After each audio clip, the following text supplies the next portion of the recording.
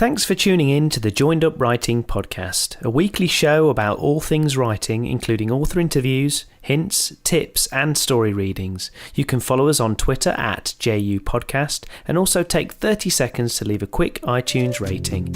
Let's get joined up.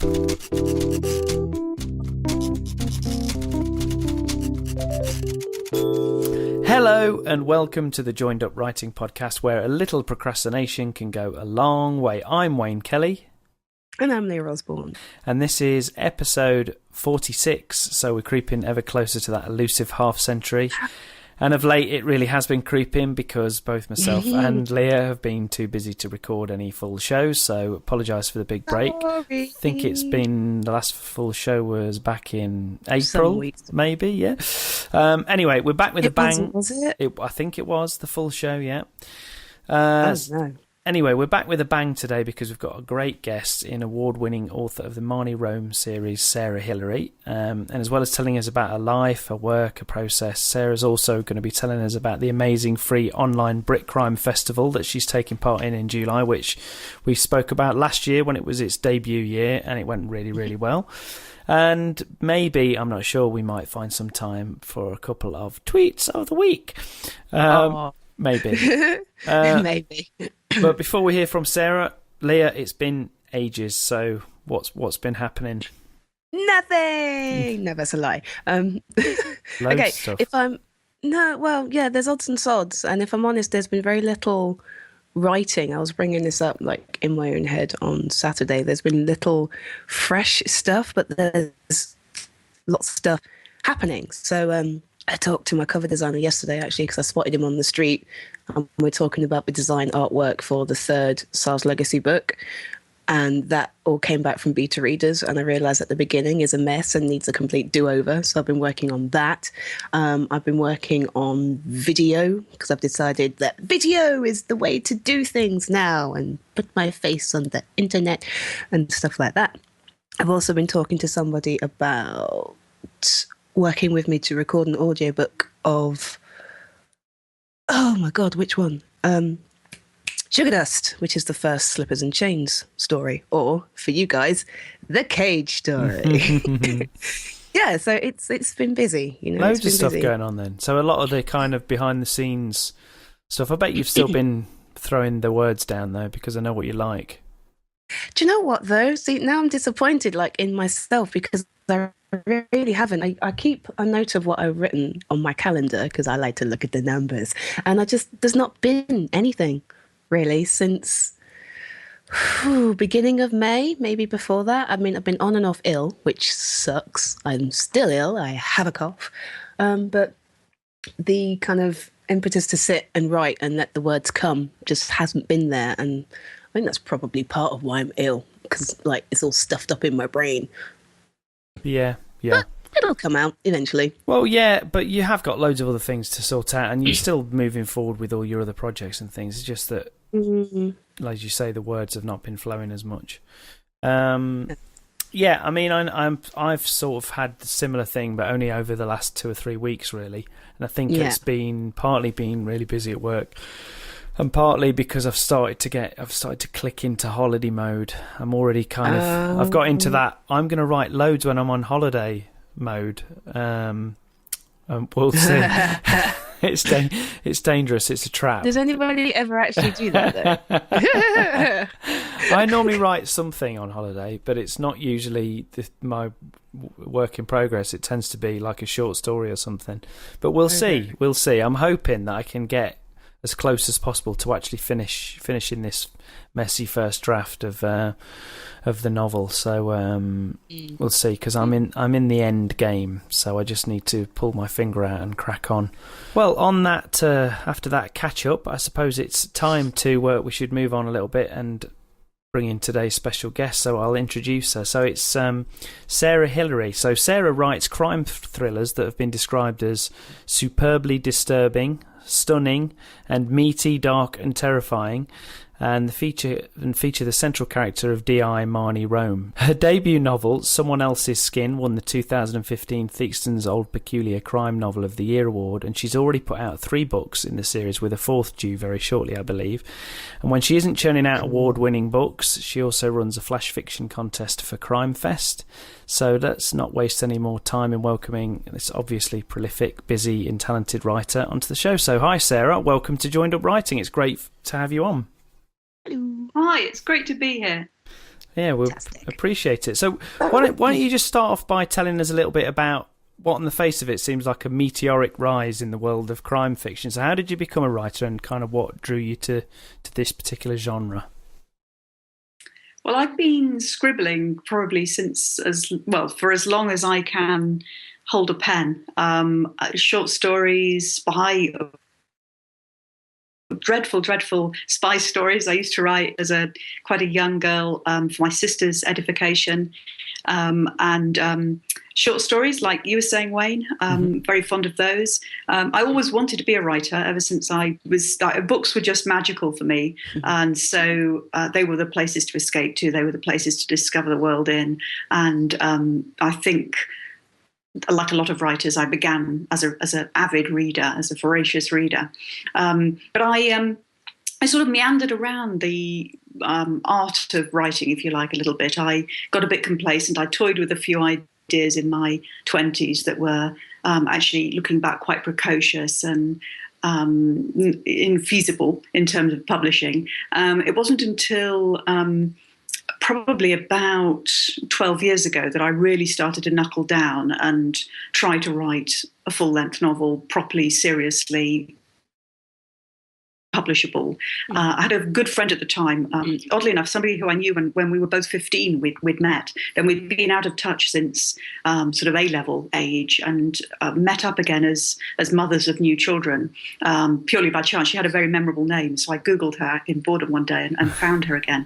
And it was she who said to me when we were talking, the pair of us both wanted to be writers and to write best-selling books. She had the lucky accident of breaking her leg skiing, which was only lucky because it meant she was bedbound and therefore had to write, because she had nothing else that she could possibly do. And it chained her to her desk, as it were, to her laptop, for the time it took her to write what went on to become a best-selling young adult adventure series. And I didn't get off the ground quite as quickly as she did, but she gave me a very, very sage piece of advice one day when we were in one of those awful soft play areas that children like. You know, those awful ones with the ball pits that you just know are unhygienic. Anyway, our kids were screaming at one end of this place, and we were huddled around a cafe table drinking some appalling coffee. And she just looked at me and she said, "You have a really dark mind, and you should be writing crime, because that's what sells. And so particularly for female writers, it's the thing to be." She had a very business-like approach to writing it as well, which was again a facet of her brain. She's a scientist by training. She was right. I'd always loved reading crime. Crime were my stories. It was Sherlock Holmes, obviously. It was Raymond Chandler. It was Philip K. Dick. It was much later Patricia Highsmith. This was my sort of meat and bread. But I had always told myself, in one of those convenient little voices that self-edit in the back of our heads, that it's a way of procrastinating, I think, putting off sitting down and doing the hard work. So, oh no, you can't plot, no, you'd never be able to do that. You can write fancy sentences and, you're quite good at characters, but, plot and crime lives or dies by plot. Another friend, luckily, I had got great friends that have given me great advice. Another friend said, but hang on a minute, what's plot anyway? It's just a series of coat hangers that you hang the story on. Mm-hmm. And once I'd seen this great monster that I'd imagined, this great sort of glowering monster that guarded the cave of crime fiction as a series of coat hangers, I realized that I could actually do it. And what's more, I could do it without actually doing it in a really odd way, which we'll maybe come on to, because I don't actually plot. I try to do it. I try to plot in advance. And I'd always, until really recently, I had this thought in the back of my head that I'd been lucky and I was cheating and I'd got away with it. But someone sooner or later would go, so show us, how you plot your books then, Sarah? And I'd be going, because I really don't do it. But luckily I discovered quite recently that Ian Rankin doesn't either. And so I'm like, oh, no, it's fine. It's okay, because this is the way crime writers do it. So bluff and bluster are vital tools in our bag, I think. I agree.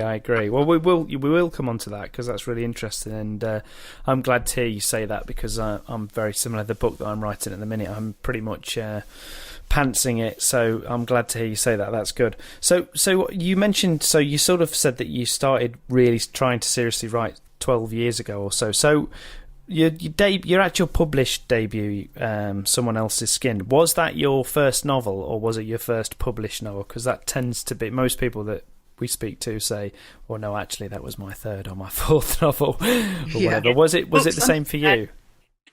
It was absolutely the same for me. It took me 3 full-length manuscripts before I got signed by my agent. I was very lucky in that she is an absolutely amazing agent. She's the best crime agent in the UK. She's Val McDermott's agent, and I decided in a moment of one of those strange moments of ego that you have as a writer, the ones that alternate with the crippling self-doubt. And I decided I wanted her. I looked at it, I said, she's right, she's publishing all the books, all her authors of the book are the authors that I love. She is, she's the queen of what she's doing. And so I sent her the first full-length manuscript that I'd attempted. I was really lucky in that she has an in-house editor. She was the first agent, I think, in the UK to have an in-house editor.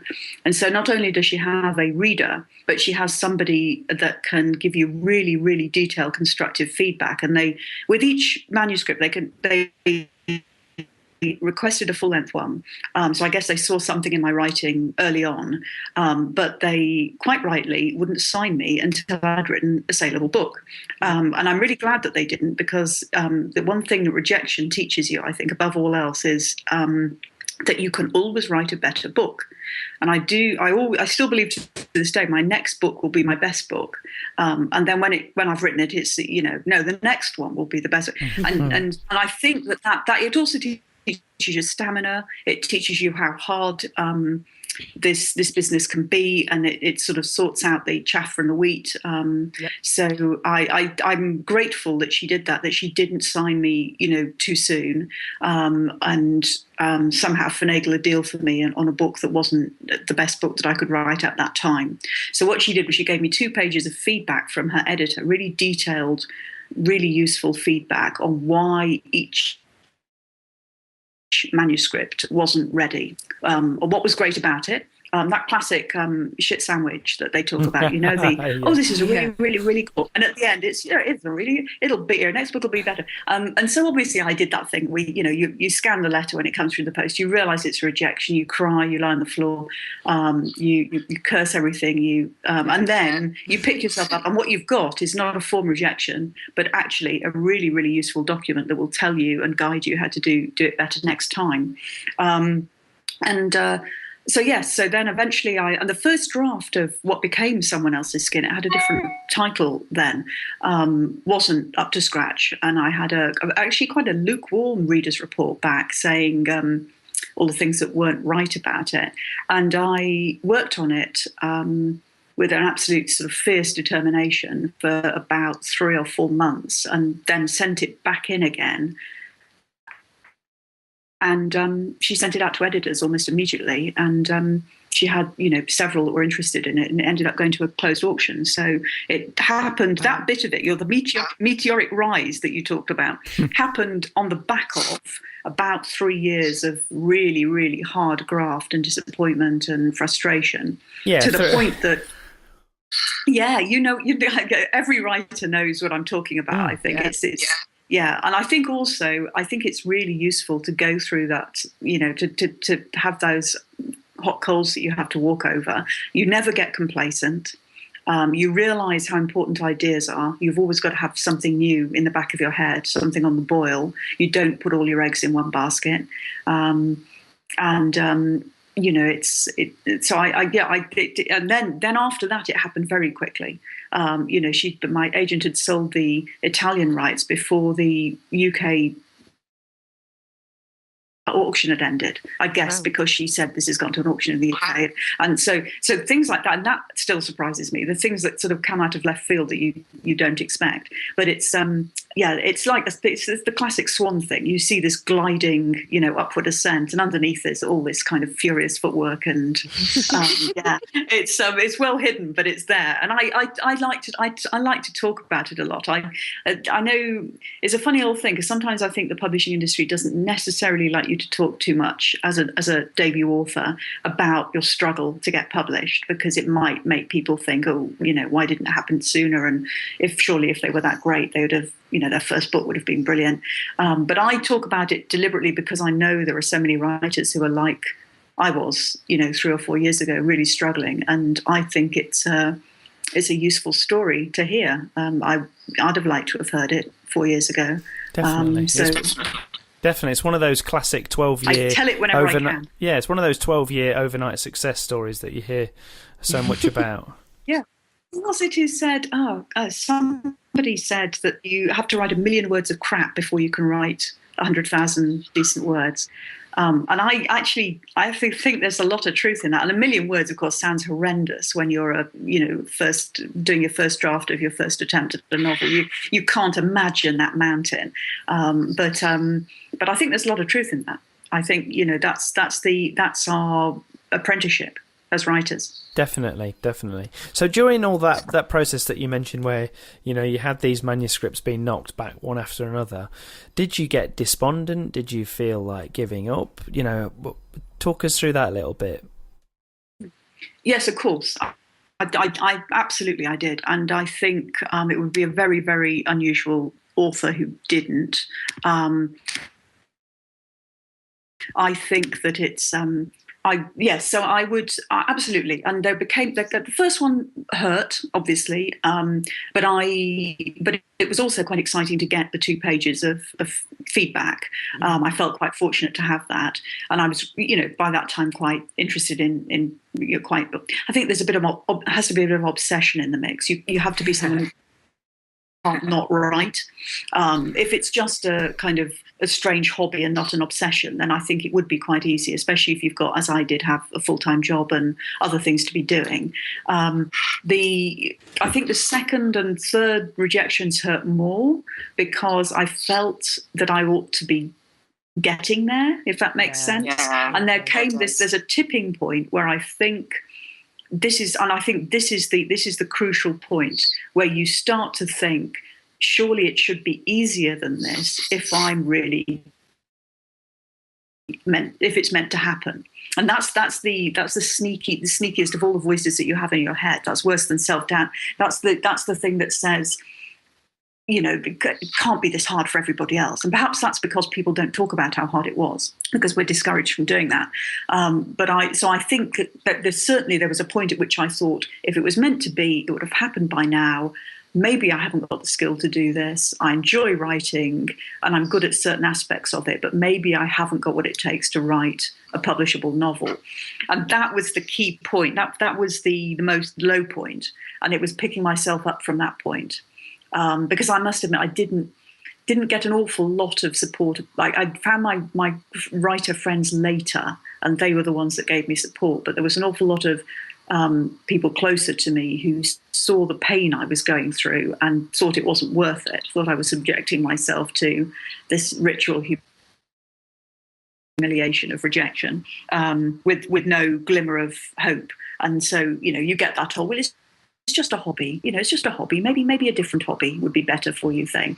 And in a way that sort of fired me, because I'm quite bloody-minded by nature. I've always been sort of obstinate and tricksy like that since a child. And I think maybe that was it in a funny kind of way. It was the encouragement to give up from a very well-meaning, people that didn't want to see me lying on the floor crying every time I got a rejection. But it was, that spurred me on. I think there comes a point where you have to just go, to hell with it. I'm going to defy all the odds. And that's why Someone Else's Skin is dedicated in defiance to my dear writing friend Anna, who was going through a similar struggle at the same time I was, because that was the thing that was a game changer for me. I was reached right at that point where the easiest thing to do would have been to give up gracefully. And the hardest thing to do was to go, no, sod it. I'm not going to do that. Yeah, that's the define. Never underestimate the power of bloody mindedness. These are should be better, actually. yeah. I was just going to say, Leah, you in particular. That sounds like that could be quite encouraging to you. It's incredibly encouraging. I mean, the self-publishing thing is all well and good, but I'm leaning towards a broader approach to the writing, and I want to start approaching people. And yeah, I have this weird kind of stubborn streak in me, which I hope is going to do me some favors when I get to the point that I'm ready to start sending things. Because yeah, there's already been people saying, "Are you sure?" I'm like, "Yeah, I'm sure. What else am I going to do? I'm not good at anything else." Children. I think, I absolutely, and I think Stephen King and various other people, I think, have all said that the difference between a talented writer and a published one is actually that grit. It's that determination. That's the final piece of the puzzle. And I'm pretty sure there are very many talented writers who aren't published because they gave up rather than because they weren't good enough. Yeah. And I think. You just need that mixture of. It's a funny thing, isn't it? A writer's ego. I think on the one hand, we've got to be egotistical enough to believe that we're worthy of publication, which, given the number of novels that are published versus the number of people writing novels, is the odds are stacked against us. Yeah. And on the other hand, there's this. There is always this absolute self-doubt and how easily our ego is crumbled at the slightest hint, often from within ourselves. Yeah. Oh gosh, yeah. And because it does seem kind of crazy. We keep putting our hand in the fire, don't we? Or we keep putting our hands through the bars and getting bitten. And each time it happens, it doesn't hurt less. But you've got to and so you've got to grow you've got to grow enough of a thick skin without losing that vital thin skin that a writer needs in order to really touch the world and connect to readers. Yeah, I think it's you have to walk a difficult line. You become too thick-skinned, then you won't write a good book because it will be too pat and it'll be too distant. Like those, I always liken it to the plastic covers that certain people keep on their sofas long after they've bought the thing. And and now you've got to take the plastic cover off. You've got to get the thing dirty and live on it. You can't hold the world at arm's length. I kept mine on my phone for months. Plastic cover. Yeah. I didn't want the kids to wreck it. As I took it off, they wrecked it, and I went, "Oh, do you know what? Never mind. It's easier to use now." So should have just taken it off. So, Sarah, when did you realise that you were writing a series, or when did you think, were you halfway through the first book, or was it always your intention? Why a series?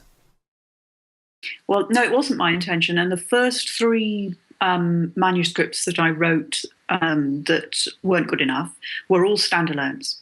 And interestingly, also, they were all standalones, and the main character was a man. Because I've always written men. I've always found men much easier to write than women. Mm-hmm. One of the good pieces of advice that I got back from my agent's editor was that more women read crime than men. Fact. What women like to read about is strong women. One of the things women like to read about is strong women. So they were always pushing me to make sure I had strong female characters. And Marnie actually appeared as a sort of, she wasn't the main character in the book before, the manuscript before Someone Else's Skin. She was still D.I. Marnie Rome, and she appeared as a sort of walk-on character. She was, when I realised I was going to try and write a series and I was going to use her as the main character, I then changed her quite a lot because I thought she needed to have much more depth and shadow and interest in her character, many more layers than she'd originally had. But I think it was a stroke of great luck for me in that she did walk fully formed onto the page in that earlier book. I didn't have to sit down and create a character thinking now, what is a strong female character in today's world? Well, she needs this amount of compassion and that amount of intuition and this amount of guts. And I think I'd have ended up with awful kind of cardboard cutout of one of those kind of strong women in a men's world that is actually, if you strip it right down, just a man in drag. And I thought, I don't want to be writing one of those, one of those kinds of ballsy, bitchy kind of, I like watching them on the telly, but I didn't want to write a book about somebody like that. And yeah, I had the idea for Someone Else's Skin as an idea independent of the cast, if that makes sense, of characters. But once I'd started writing Marnie, I just realised that there was a long series going to come here, especially since her backstory casts this enormous long shadow across her life, and solving the puzzle of what happened, the tragedy that hit her 5 years ago was, there was so much scope in that for exploring across a series of books that it just became irresistible, really. Awesome. And are you tempted, whilst you, obviously, because I think I'm right in thinking your fourth book's going to be coming out in the not too distant future, and maybe you're already on book 5, I don't know, but are you tempted by other maybe another genre or the types of project or a one-off novel? What are your thoughts about that? Well, book 4, first of all, I'm glad it's not coming out too imminently because I'm just about to start the edits on it. I need a bit of time to do this. It comes out in March next year, book 4, Smarter Than Killing, it's called. But you are right to say that I started thinking about book 5 because I always try and think of sort of a book ahead in the back of my head. But I'm absolutely loving writing Marnie, and I have no shortage of ideas for any number of books yet to come.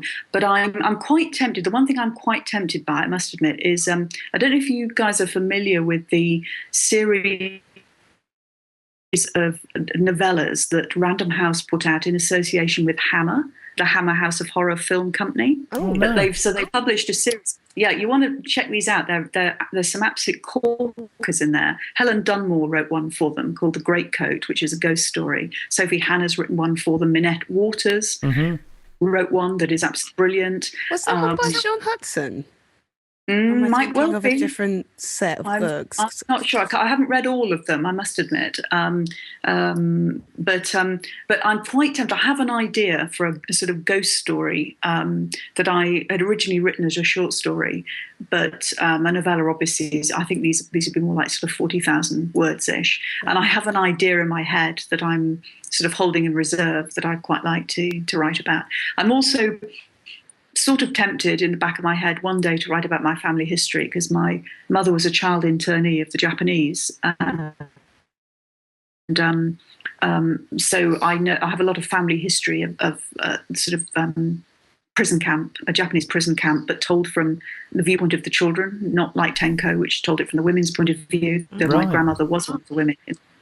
So I've got a big bit, but that's so invested with getting it right and the emotional. Yeah.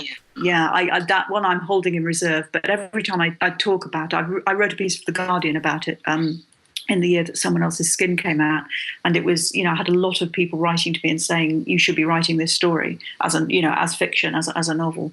So I don't want to say no to that either. But at the moment, it's all about Marnie.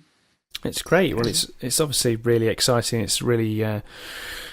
Drawing you on and keeping you enthused, so that's great. So you mentioned earlier on, about the way you plot or don't plot. So have you got like a set writing routine? Have you got a set way that you go about it on a daily basis, or do you only write on certain days of the week? Tell us a little bit about that. So when I'm writing a first draft, I absolutely have to write every day. And I think that's probably true of most people, especially ones who don't plot. I think the advantage of plotting is that you can spend a lot of time, and it doesn't have to be consecutive time, plotting. And then when you come to write it, you've got such a detailed roadmap that you can afford to dip in and out of it. But I think if you write without plotting, then the momentum is the way in which the plot develops, if that makes sense. And if you lose the momentum completely, then it gets really difficult. So I know Ian Rankin he goes and locks himself away somewhere. I think he does his first draft. I can't remember what he said. I think it was 27 days he wrote it. He'd completed the first draft of his latest Rankin book, which is a day less than it took the zombie virus to spread in 28 days later. So I was pretty impressed by that.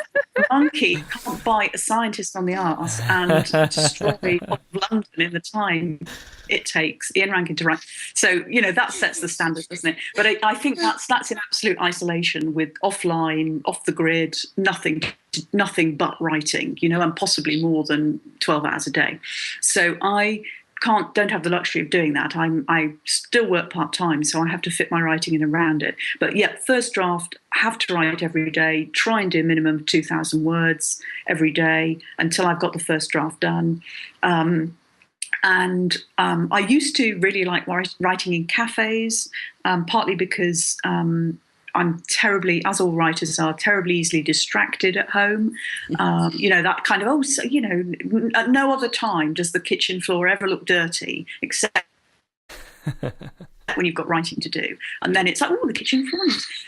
Well, in cafes, they don't let you clean the floors. So you have to sit there in splendid isolation with endless cups of coffee coming at you, just writing. So I used to write like that, but I've trained myself to write at a desk at home because it's cheaper and better, I think, really, in the scheme of things. But I don't need silence. I don't need a blank window, a blank view, a blank wall. I don't mind white noise. I quite like it, actually. And I don't even mind distractions. There's a science to it somewhere. Someone once told me, someone's discovered there is a science to distraction and a link between distraction and creativity. And I must admit, I use Twitter to sort of dump all my, brain farts, I suppose you call them, when you're what might I have for tea? Or, what shopping do I need to do? So you can dump or just random idiocies that come into your head. And I think when you're fired up and you're writing, especially if you're pantsing it as you and I do, Wayne, you have that kind of, you don't want to shut the doors in your head to anything and everything that comes, because it could be a gem. And if you go, I'm just going to concentrate just on this plot point that I, know I've got to do today, you might lose a really good walk on, from an anonymous character or something happening that could end up being the next twist at the end of the chapter. So you have all the doors in your head open, and God help you what comes through them. But so I can dump all that. The stuff you don't need, you can dump, But I'm a great believer in not. I don't believe in ivory towers. I don't believe in it. It is a solitary craft, writing. It is. At the end of the day, it's you and your head, and your bum on the seat, and your fingers on the keypad, or pen and paper. But it's not. I think it has to be in the world, especially for a crime writer. You hear some really good stuff as well in cafes. You do, actually. You ear in on people's phone calls. The only time it ever backfired on me was a readers group convened in the cafe where I was working, and they were all tearing apart some latest bestseller over cake and coffee. And I was sitting in the corner thinking, is my plot full of holes like that one? That was the one that fired. But it was, otherwise, I like a bit of hubbub and noise around me. And on that subject of plotting and messy first drafts and all that kind of thing, I mean, do you tend to find that your first draft is kind of unruly, shall we say, and do you tend to find problems with your plot? What do you do? Because one of the things that I find sometimes, the downside, if you like, with pantsing, is that sometimes you do write yourself into a bit of a cul-de-sac, or you think, hang on a minute, how am I going to get out of this? Now, a lot of the time that's great, because you do end up somewhere that you didn't expect, and you do have to come up with something, amazing to get yourself out of it. But sometimes it can sort of kill your momentum as you get really, really stuck. Do you tend to have any problems like that, or do you just leave it till the edit? I know exactly what you're talking about. I find it used to happen to be more in the earlier days of doing it like this, and it would usually happen where I was really pushing myself to do a larger number of words a day. So I think when I was doing Someone Else's Skin, I was trying to crank out 4,000 words a day, and I did write myself into some cul-de-sacs exactly as you describe, and always when I was tired, but I hadn't hit my word count for the day. And so I've learned not to be so obsessed with word count. I've learned to make. You just do. I think the more you write, the more you learn. And so some of the mistakes that I made in the first draft of Someone Else's Skin, I would hope not to have repeated. And it's a learning process, obviously, all the time. But I think what I tend to do is I keep a notebook full of questions that I ask the characters and the stories, a story and myself, and also a list of. I definitely I'm always trying to think of twists.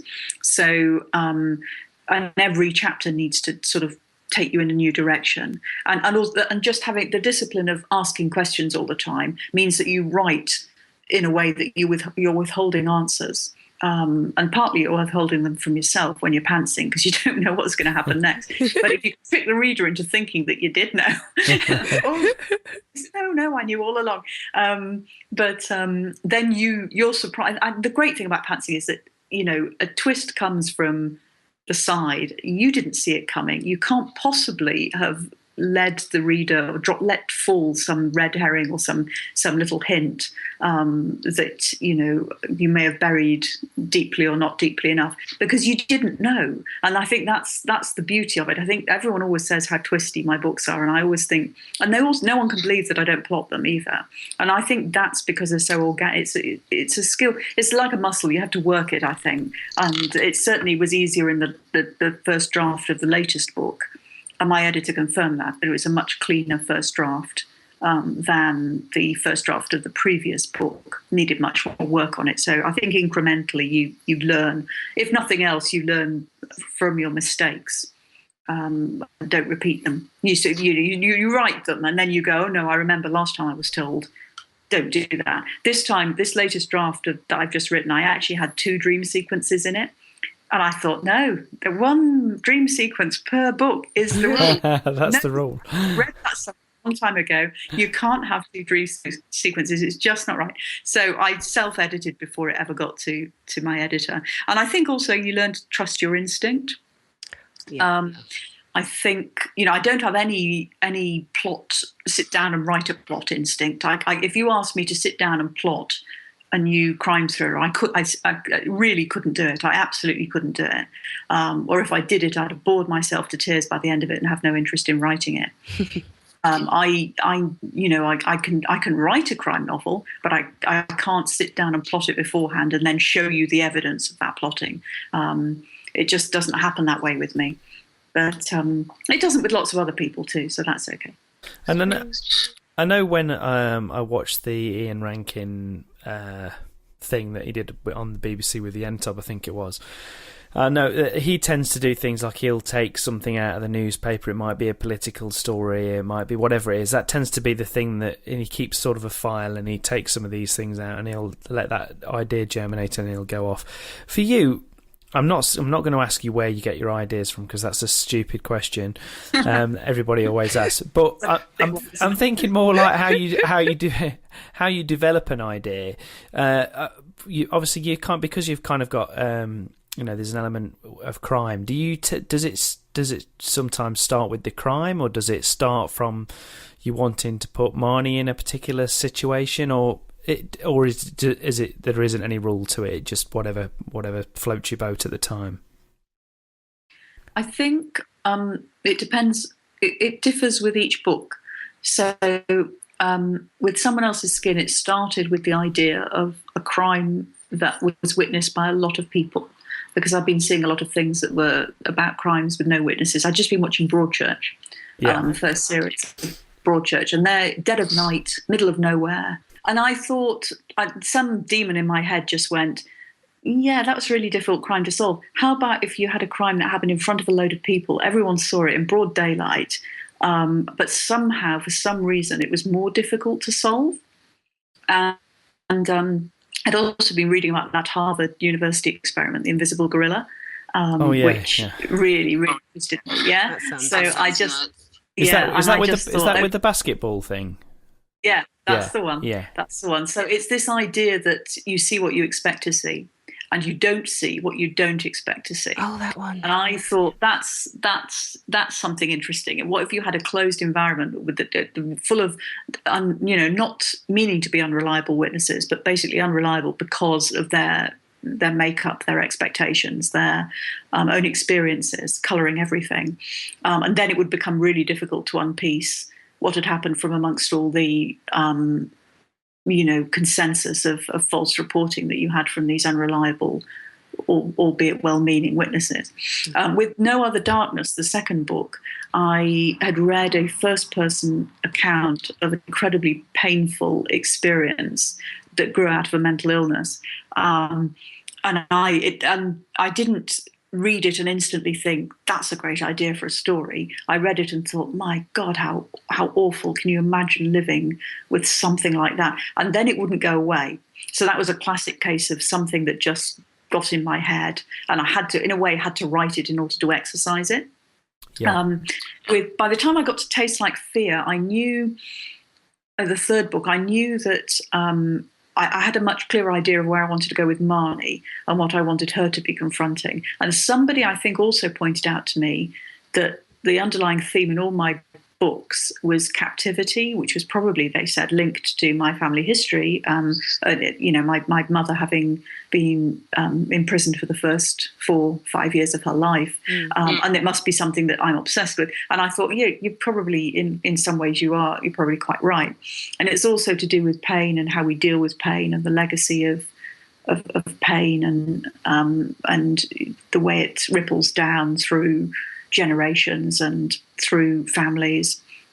And so I had that, once I'd got that anchored in my head, that's what I was doing here. It was about the different ways in which different people deal with their different types of pain.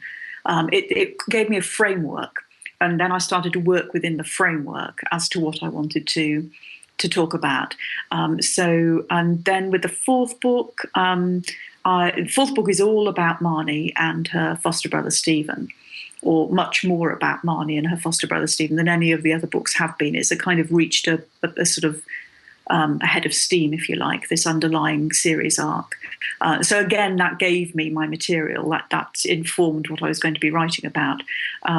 So that's the great thing about writing a series, is that you've got your core cast, you've got their demons, you've got their character development, you've got the journey that they're on, you've got possible collisions in that journey, obstacles on that journey, and a lot of the plot then starts to grow out of the characters, which I think is, in a way, how it should be. I do believe that characters make plot rather than plot makes characters. Absolutely. I agree with that. But yeah, and with as regards the series thing, I was thinking, Leah, you writing a couple of different series, aren't you? And I know from the stuff that you've been bringing to the critique group, you've had, some issues with keeping the consistency going and how much information to put in the next book in the series and all those. I wonder if you've got any questions about that. Well, yeah, I mean, because with the series, I've been working on one of them, the romantic erotica one. I fully intended that to be a 4-part series, each story self-contained, blah, blah, blah. But I couldn't always decide how much of the overall story to give out over each of these books, even though, you've got it all worked out. And then the other one, I just knew that there was a story that was going to be told eventually, but I'm completely free to give it as long as I want to give it. So what I'm curious about is how you decide how to piece out the information that's going on over the whole story and how that ties into each individual story across each book. Because obviously each book's going to have its own beginning, middle and end, isn't it? But of course the series also has a beginning, middle and end, and it's this weird balancing act that I haven't mastered. No, I like you see, because I don't plot it. I don't have a plot series either. So somebody did ask me, there's a big question in Someone Else's Skin, which is the underlying question of the series, which is, why did her 14-year-old foster brother kill her parents? And she needs to find that out. It sort of drives her. It drives her to keep visiting him in prison. It drives her to, as a detective, it drives the guilt that underlies the loss that she feels. So, and somebody said to me, but you know why he did it, didn't you? Don't you? You're going to play us that, you're going to tell us that in book 4 or 5 or whatever it is. And I honestly, I didn't know at that point. I didn't know during book 2. I didn't know during book 3. He keeps coming up with reasons why he did it, Stephen. But I, oddly enough, my big concern is not how much of the series story to reveal in each book. My worry is that I'll write myself into a corner with their backstory and pin too much of it down. So, say, as an example, if I was to say exactly where Marnie had been at a certain period in her life, a certain thing that she'd done, and then I thought of a really good twist in book 7 that relied on her not having been there and not having done any of those things. That haunts me. That haunts me far more than anything else. Is the idea that I will. It's like Ian Rankin says, he really regrets making Rebus as old as he did in the first book, and he's managed to bring him back out of retirement now. But there is if you're going to write in real time, then you're writing a book a year, then you do run out of time eventually for you. So that's the other factor. But I think, you see, it's difficult because I don't sit down and go, no, I know in this book Stephen is going to do this, Marnie's going to do that, this much of the backstory will be filled in, this much will be held back, because I don't plot it. What I do is it's really unhelpful, actually. Yeah, I'm really no, it's okay. It's the organic way in which I write is there is no formula. Last time I was asked to do a writing workshop, I just had this horrible feeling. And in fact, actually, they're really good fun to do. And I do really good ones. I'm doing one with Alex Marwood at Harrogate on Creative Thursday, which I'm really looking forward to because she's a pantser too, and it's going to be great. But I just thought, how can I sit in front of a room of fee-paying, eager, shiny-eyed students and go, yeah, guys, I don't plot. I've no idea how I do it. I just sit down and write, and it kind of works. And I thought that'd be such a fraudulent thing to do. So, so I wish I had a formula. And for all those years when I was trying to write and couldn't do it, I thought there was a formula, and that I couldn't. If only I could crack it, or if only someone would tell me about it. If only I could somehow a gear would shift in my head. So I think all I'd say is keep your reader guessing. Follow the what some people call the Ross and Rachel rule from Friends. Oh well, they won't. Don't ever let them come together. Keep playing your cards in different ways. Keep twisting it. Don't ever let it rest, because that's what people are reading it for. They love those standoff scenes between Marnie and Stephen. They love the fact that Stephen is baiting her, not telling her the truth, or is he? It's a game they're playing. It's a dance that they're both involved in. And if ultimately it ends, then so does that interest for the reader, and so does that part of the story. And I'm very reluctant to let it go. I think as long as the journey that your main character is on is authentic, in that he or she changes, I think that's vital. I think if you've got the same, and I've been amazed when I've only just gone back and reread Someone Else's Skin for the first time since it came out. And I was amazed at how really quite spiky and almost unlikable Marnie was in that book, because she's a lot softer now, but she's also at the same time a lot stronger, because she was actually, her spikiness was hiding this kind of really brittle, raw, vulnerable, person underneath. And now that she's getting stronger, she can afford actually to be softer, because the strength isn't, her outward appearance, it's something inside her. But if she was still the same person, if no matter what happened to her, and God knows in a crime novel, some pretty appalling things happen to people. They witness terrible things. If she was exactly the same, then I would feel cheated personally as a reader, and I would feel bored as a writer, because I want to be surprised. She's keeping loads of secrets from me, and I love that about her. She's, I want that she, and Noah is as well. Her sidekick. I mean, he reveals something in Tastes Like Fear that I had no idea he was keeping a secret until literally I was writing it, which is part of that alchemy. That moment where you suddenly it's that guy, characters write themselves nonsense. No, they don't. I know who writes the characters sometimes.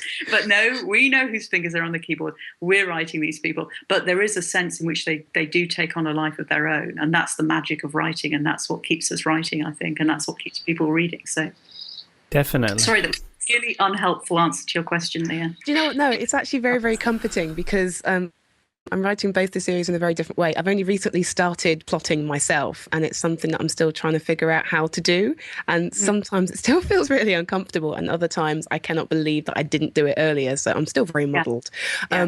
There's always a point where I wished it was about 30,000 words in. Yeah. I always think, oh my God, why haven't I? Yeah. You know? But the only time I ever tried to do it, I bought an A3 pad from Ryman's, which is what one of the books told me to do. And I bought loads of multicolored Post-it notes, and I plotted out all the character arcs and the different story threads.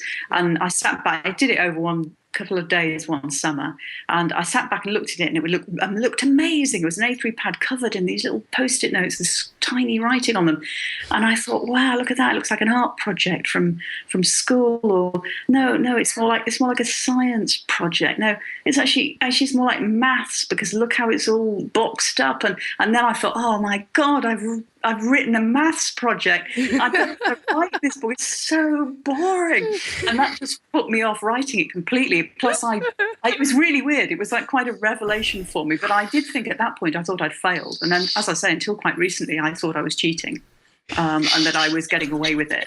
But so it's a funny old thing. But I think there's a point you start to trust your instinct. I don't know. What do you think, Wayne? If as a pantster, there is that fear that you're actually not up to doing it, and then absolutely. There's that growing, you know what, you can do it.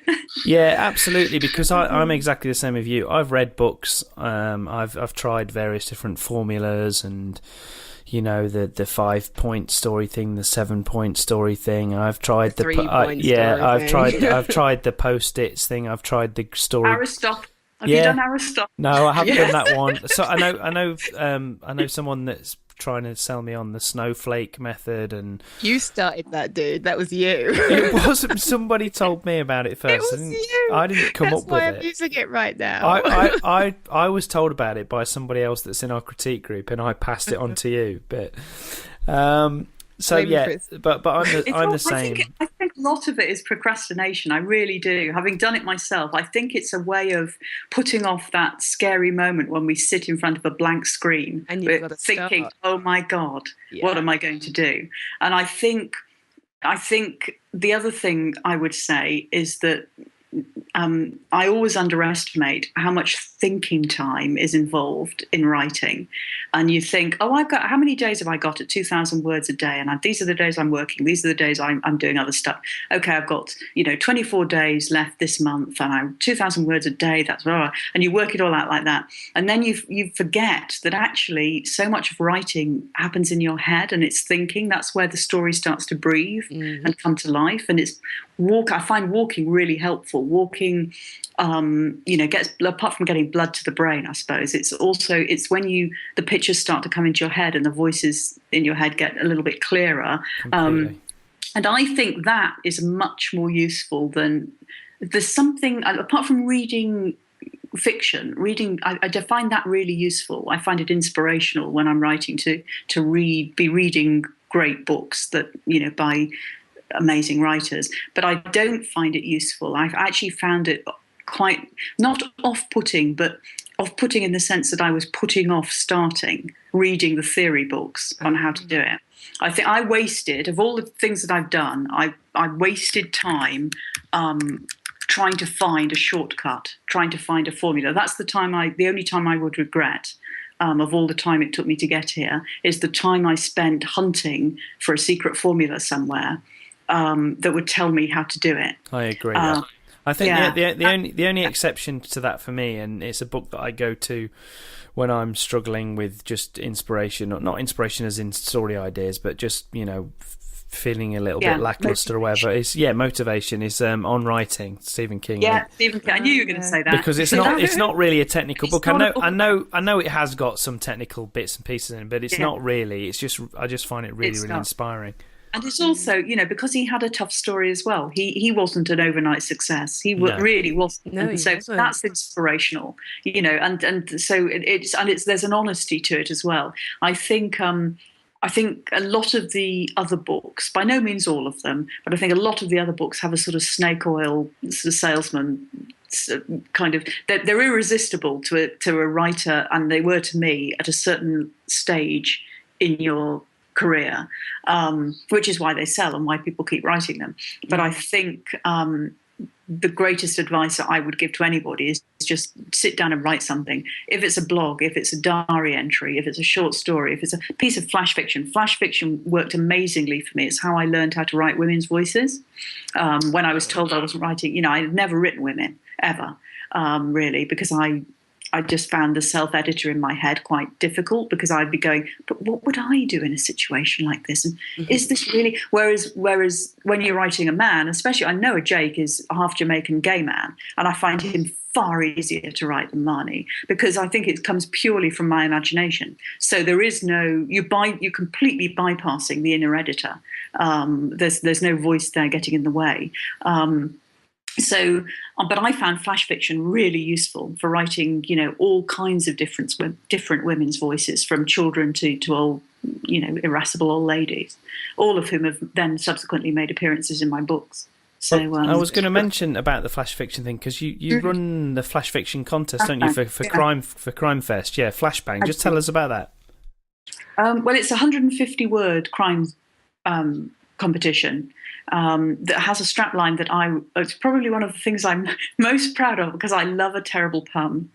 And I stayed up, I didn't stay up, but I stayed awake most of the night, as I always do with the titles for my novels, trying to think of the right words for it.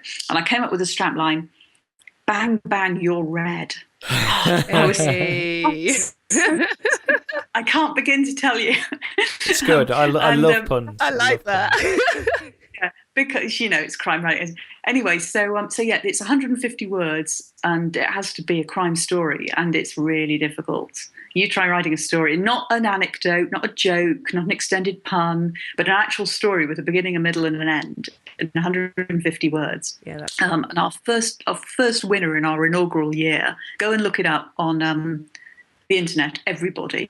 It's called Search History by a writer called Ian Rowan. And it is just amazing. It's on the Flashbang website, which if you put in Flashbang and then WordPress, it'll come up. And it plays with structure. It plays with the rules. It breaks everything, and it works amazing. Even when I reread it now, I get goosebumps on the last line of it. Mm-hmm. So it was it was an amazing thing to do, and people do enter it, in quite high numbers. And the tickets are, you win a couple of weekend passes to Crimefest, which, if you're a aspiring crime writer, is an absolutely amazing prize, because you get to hang out with loads of crime writers. You get to attend panels where you listen to people's stories about how they became published authors. The prize also includes a day on the crime writing workshop there, which is really valuable, because you'll learn from a couple of really expert crime writers how to do your stuff. Brilliant. Well, speaking of crime festivals, we should perhaps just, as we move towards the end, we should just give a mention to Brick Crime, which is which you're obviously heavily involved with, and you're a part of, which is running for the second year this year. So tell us a little bit about Brick Crime and what's going on with that. Sure. Well, it's the brainchild of Helen Smith, who is an absolutely unstoppable, amazingly energetic, sort of whirlwind of ideas, and not just ideas, but actually making things happen, which is the next and most vital part of the process. And it was really we're aware that there's some very big, very famous crime festivals that go on all around the world. But there's also quite a lot of readers and fans that can't get to them for one reason or another, because in some cases they actually are housebound, and in other cases they just cannot get away from domestic commitments. Crime writers are always, of course, writing books. Damn us. And so often for us, it's quite difficult to go and give, because quite often it takes 2 days, and then maybe a bit more for travelling, because they're never on your doorstep, these things. And writers, we don't all live in London. We don't all live in cities. So Helen sold it to us like this. This is genius. This actually beats Bang Bang You're Red for genius. I think she sold it to us on the basis of, it's a crime festival that you can do in your pajamas, without leaving your sofa, or without even leaving your bed, if that's what you want. And think that appealed to so many of us because we spend so much of our time in pajamas anyway as writers. And then the idea that we didn't have to worry about actually, traveling time, all of that stuff, which is actually quite daunting. I think this is the thing about crime writers and writers generally, actually, all writers, maybe slightly less true of crime writers in a funny kind of way because we're such a close-knit community. But writers are not by nature extroverted people. I think by nature we're introverts. That's why we write, because we like to make up our friends and enemies, and they live in our heads, and that's what the business that we're in. Certainly I'm not a social animal by nature. I've learnt to be one, and luckily I've learnt in a crowd of really, really encouraging, supportive, and just generally bonkers and fun people to be with, because the crime community is, as I say, it's an amazing community. So I really look forward to going and doing the socialising that I do at Harrogate and in Bristol. But with Brit crime, there is no, in some ways, there's no excuse not to turn up, because, even if you're not having a great day, you can just you're on the computer, which is where you live anyway, as a writer, most of the time. You're reaching directly out to readers and fans. There's no enormous room where, people might be sitting at the back. They might see you from a distance and never actually get to chat to you properly. They can queue up to buy your book, but they might not get to talk to you at great length there either. So there's always these kind of arm's length feelings to these sorts of places. Less so at some of them. I mean, Crimefest is quite a cozy up sort of thing. There's a lot of and Harrogate is amazing, because if it's fine, which it always miraculously seems to be, although this summer might be a bit of a test for it. You sit on the lawn, or you sit in the beer tent. And I remember last year sitting in the beer tent at Harrogate, and this guy coming up and going, "Oh, I'm such a fan of Lee Charles. I can't believe I've got to Lee Charles." I'm going, "Yeah, he's over there at the bar. Go and say hello." And he was like, No, seriously, Lee Charles, he's on the stage. And I said, no, he's there at the bar. You can go and say hello to him, because that's what they do. And so you absolutely have that kind of, and I think what we managed to replicate quite successfully in Brit Crime, thanks to Helen, is this sense that you're of this real closeness between the readers and the fans and the writers. So we're all online in various panels, live, real time, on Facebook, usually, but this time I know that she's trying some other formats as well to bring video into it as well. And there you are, that your readers can fire off questions, you answer them, you chat amongst yourself, you're discussing really interesting topics. It gets really lively, and it's all archived as well. I think you can go back and read some of the panel stuff. So it's like, but it's got a real buzz to it. It's such an unusual idea to start with, I think. Beyond the fact that crime writers live on computers in their pajamas, and so in a way you might think, why didn't someone think of this before? But I think this whole idea that it could work as a social media enterprise was quite an interesting and challenging one. And boy, did Helen make it work! It's amazing. You had a quick dip into it last year, didn't you, Lee? Was it on Facebook? Because I was on holiday. Yeah, it's on Facebook last year. Very brief, I dipped in because I was away as well. Kind of went in and went, rooms, this is awesome, and then I had to leave. The chat rooms and stuff. Well, it takes place between the 15th and 17th of July this year. I'm off again. It's not fair. Yeah, I'm not. I'm on holiday, but I might be able to, depending on my internet connection, I might be able to drop in. So hopefully I can. And you can find out more information about that at britcrime.com. So if people want to find out more about you, Sarah, and your work, where's the best place to find that online? Well, I'm on Twitter virtually all the time, as anyone who will know. So I'm at Sarah_Hilary on Twitter. I have a blog, which is sarahhilary, all one word, .com.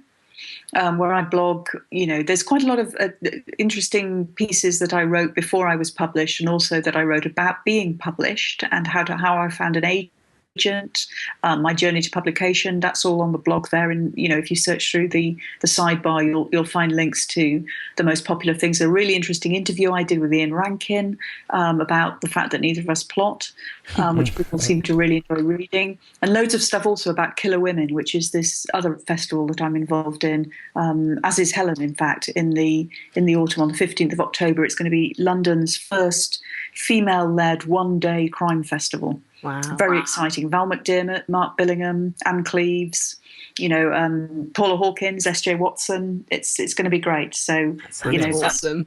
yeah, that's going to be in Shoreditch Town Hall, where they heard the case of the last of Jack the Ripper's victims. So it's quite a sort of spooky, sort of atmospheric, historic site as well. So it's going to be really exciting. That's brilliant. Well, we look forward to. So you obviously got 3 books out at the moment. So there's Someone Else's Skin, there's No Other Darkness, and there's Tastes Like Fear. And the 4th book coming next year. We've already found out a little bit about that, so that's great.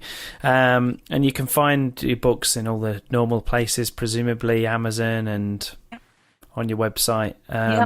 Independent bookshop. If you're near an independent bookshop, do go there, because I hugely believe in independent bookshops. And if you can't get to an independent bookshop, but you want to order from one online, if you go to hive.com, or is it .co.uk? Anyway, look it up. Hive is it's a website. It's like ordering from Amazon, but you're ordering from an independent bookshop.